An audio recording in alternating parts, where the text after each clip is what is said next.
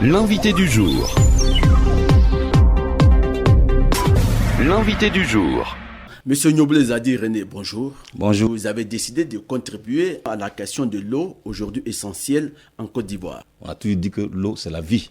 C'est ainsi que nous venons en appoint pour aider le gouvernement à pallier le problème de l'eau cruciale en Côte d'Ivoire. Nous ne prétendons pas résoudre totalement le problème, mais nous venons en complément. Sur 70% de la surface du globe est recouverte d'eau. Et pour une personne adulte, comme vous et moi, 65% de notre poids est constitué d'eau. Donc déjà, il y a utilité au niveau de notre organisme. L'eau étant source de vie, il faudrait que chaque habitant de la Côte d'Ivoire ait accès à l'eau potable. Comme notre credo le dit, once a water, always a water. Une fois de l'eau, toujours de l'eau. Alors justement, le nom de votre ONG, Eau Secours, est-ce un acronyme ou un jeu de mots? Ce n'est ni un acronyme ni un anagramme, c'est un jeu de mots. Dans le plan de l'eau, on parle de pH, c'est-à-dire le potentiel d'hydrogène.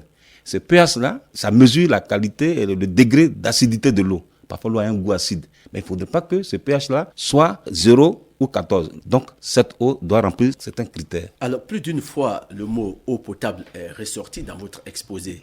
Alors, quand est-ce qu'on peut dire qu'une eau est potable? Une eau potable est une eau que l'on peut boire sans risque à court, moyen et long terme. Elle doit respecter certains critères. Entre autres, le critère organoleptique, c'est-à-dire sans odeur, sans couleur et sans goût. Elle doit contenir des germes pathogènes, c'est-à-dire des germes qui peuvent entraîner des maladies, entre autres des bactéries, des virus, toutes sortes de protistes. Et un troisième critère, elle ne doit contenir des substances indésirables dont la quantité est supérieure à certaines normes. C'est les micro-organismes, on ne les voit pas. En Afrique, on a envie de dire que le micro ne tue pas l'Africain. Mais il faudrait que ces critères soient vraiment respectés. Alors, votre combat, M. Zadi, c'est de fournir de l'eau potable aux populations des zones rurales et urbaines les plus défavorisées. Alors, le choix de ces zones? Dans ces zones défavorisées, vous avez toutes sortes de maladies où l'eau est vecteur pour ces maladies. Par exemple, les diarrhées, les fièvres typhoïdes, les choléra, etc., etc. Donc, ces zones-là, vraiment, elles sont enclines à ces genres de pathologies. Donc, le combat, c'est sensibiliser ces populations pour lutter contre les maladies liées à l'eau. Ces zones-là, vraiment prêtes à ces genres de dangers-là. Alors, dans l'accompagnement du gouvernement dans ses actions de fourniture d'eau aux populations, et surtout la lutte contre les maladies liées à l'eau, comment concrètement vous accompagnez le gouvernement dans ces actions? Nous avons dans notre équipe des personnes ressources. Nous allons sur le terrain pour sensibiliser la population. Si nous prenons le Pougon, l'équipe va sur le terrain pour voir toutes les méthodes pour avoir l'eau potable. Parce que dans ces zones-là, on a des forages artisanaux qui sont à quelques centimètres des puits, des forts d'aisance. Et là, c'est dangereux. Alors donc, nous allons pour sensibiliser les populations pour ne pas qu'elles tombent dans toutes sortes de problèmes liés à l'eau qui est souillée, l'eau polluée. Nous allons vers ces personnes pour se donner des réunions pour qu'on puisse vraiment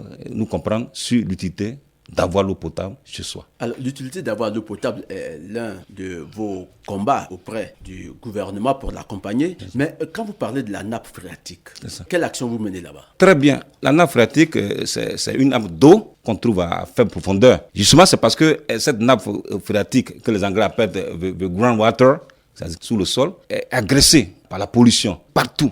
Que ce soit dans le domaine agricole, dans le domaine industriel, nous-mêmes, domaine domestique, nous agressons constamment cette nappe phréatique. Un exemple, vous avez la forêt du Banco, qui est quand même un parc naturel, hydrogéologique. Cette forêt-là, il faut la protéger. Parce que là, il y a une nappe phréatique qui est vraiment essentielle, qui est de bonne qualité. Donc, nous luttons pour ne pas que toutes ces zones, tant au niveau agricole, au niveau industriel, la nappe phréatique soit agressée, parce que c'est là notre source de vie aussi à ce niveau-là. Alors, comment l'eau qui est en profondeur du sol peut-elle être polluée? Il y a des infiltrations, on ne le voit pas.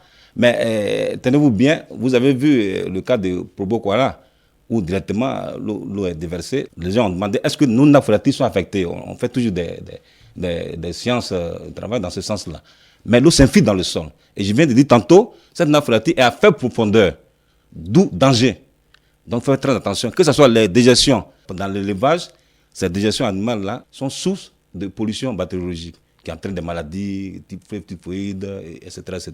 Donc, la nappe n'est pas en profondeur. Avec les infiltrateurs d'eau souillée, la nappe est agressée. Donc, il faut sensibiliser la population, il faut sensibiliser les agriculteurs, il faut sensibiliser les industriels pour que ces nappes-là ne soient pas agressées, parce qu'il y va de notre santé. Comment vous menez toutes ces actions? Les actions sont menées en concertation avec les personnes qui sont devant des choses. Nous avons l'ONP, l'Office national de l'eau potable. Nous allons approcher tantôt cette structure-là pour voir dans quelle mesure elle peut nous apporter l'expérience à la chose. Il y a la loi aussi qui est là, le code de l'eau qui est là aussi, qui peut nous aider aussi à aller vers ces gens-là pour dire attention, si vous faites ça, vous vous exposez à des sanctions. Donc, dans ce sens-là, nous avons une équipe qui va bientôt sillonner certaines zones pour pouvoir lutter contre l'agression de la nappe phréatique. Alors, il y a combien de temps que vous existez? Nous existons depuis 2010, mais on a eu tous les problèmes avec la crise. Tous nos documents sont partis dans cette crise-là. Donc, nous reprenons nos actions et il faut aller vers les structures qui peuvent quand même être le relais pour que vraiment le combat puisse porter. Alors, pour que le combat puisse porter, justement, quelles sont les démarches que vous entreprenez pour booster les activités de l'ONG freinées par la crise? En dehors des interviews, il faut aller vers des structures pour mener ce combat-là. Parce que individu que je suis, je ne peux pas lutter seul. Il faut aller vers des personnes physiques, morales, qui peuvent nous accepter, pour voir le bien fondé d'avoir de l'eau potable et de préserver la santé des Ivoiriens. Le Premier ministre Guadamé disait que dans ce monde, tant qu'un enfant n'a pas mangé, qui a faim, il n'aura jamais de pain. Nous, on dit dans cette Côte d'Ivoire-là, tant qu'un habitant n'a pas accès à l'eau potable, il n'aura jamais de paix. La paix morale s'entend, ce n'est pas la paix sociale. Donc, il faut aller vers ces personnes qui puissent nous aider dans ce sens-là pour que nos actions puissent être vraiment actives. Oui, mais avant que les gens ne vous aident, vous-même, qu'est-ce que vous faites pour votre propre survie? Oui,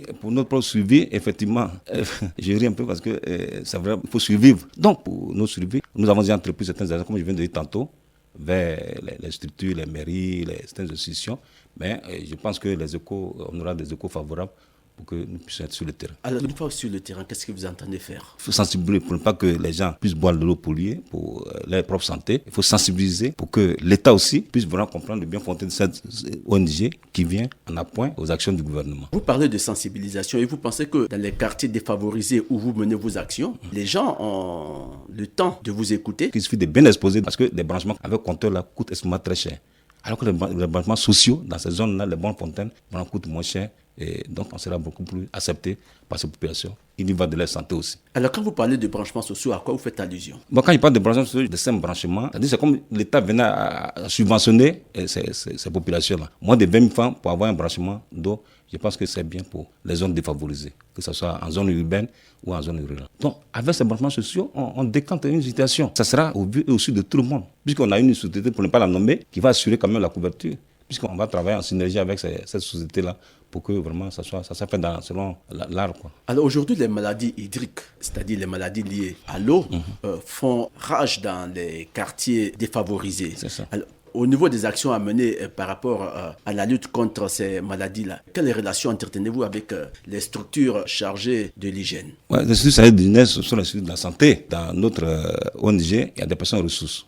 Des gens qui ont travaillé dans la santé, qui sont pris en activité, mais qui ont une compétence. Au niveau des grandes endémies, au niveau des structures d'hygiène, nous avons des personnes qui sont dans cette structure-là. Donc, ces personnes, nous allons en campagne pour expliquer, avec vraiment toute la connaissance requise, pour vraiment faire passer le message. Donc, la structure, elle est complète. Il suffit que les personnes soient quand même attentives à notre démarche, en ce sens, sauver la vie des populations ivoiriennes. Quelle perspective pour les actions de cette ONG? On a un chronogramme d'action. Sous peu, ce chronogramme sera une activité dont les personnes sont bonnes. Il suffit d'être vraiment concret, avoir vraiment une bonne vision pour pouvoir sauver la vie des Ivoiriens surtout. Je vous remercie, M. Ignoble Zadi René. Je rappelle que vous êtes le président de l'ONG Eau Secours. Merci.